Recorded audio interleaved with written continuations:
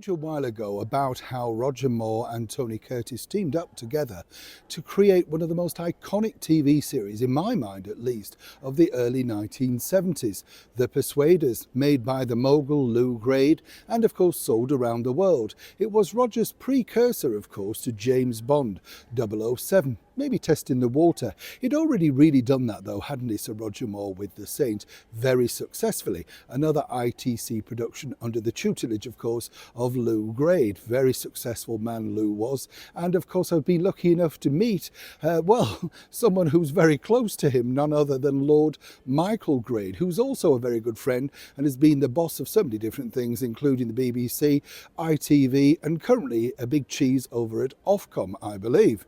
Now, what's interesting here is if you're a fan of The Persuaders, and let's be honest, who wasn't? Well, it's the car, wasn't it? Things like that we all love looking at. Lord Brett Sinclair's car, and of course the fact that Tony Curtis was nimble, agile, forever jumping over buildings and railings and stuff like that, and really showing off the fact that he was very fully fit. Roger did things a little bit more British, didn't he? Took his time, drove around London in the very early 70s, and you would have seen this. You see, this literally behind me here is this. That's right, it's the home of Lord Brett Sinclair. Now, if you're a fan of things like this, and I know there are many people that like to go spotting things around and saying, oh, you know, where was that filmed, or that sort of stuff. If you are coming to London, it literally is a moment away from St James's Park tube station. You come out of there, you literally cross the road, and down about 2 minutes, and here we are.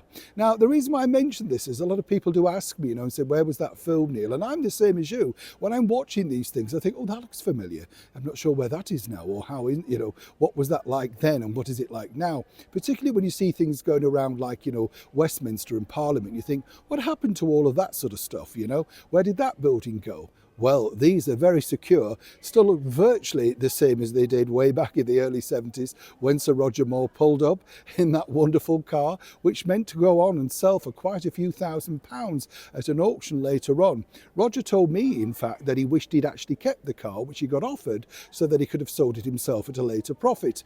Always thinking of money, these actors, you get the picture. So as I say, if you just turn around here, you can see there, and that is literally Lord Brett Sinclair's home.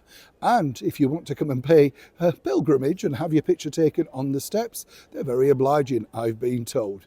Neil Sean in the very heart of London.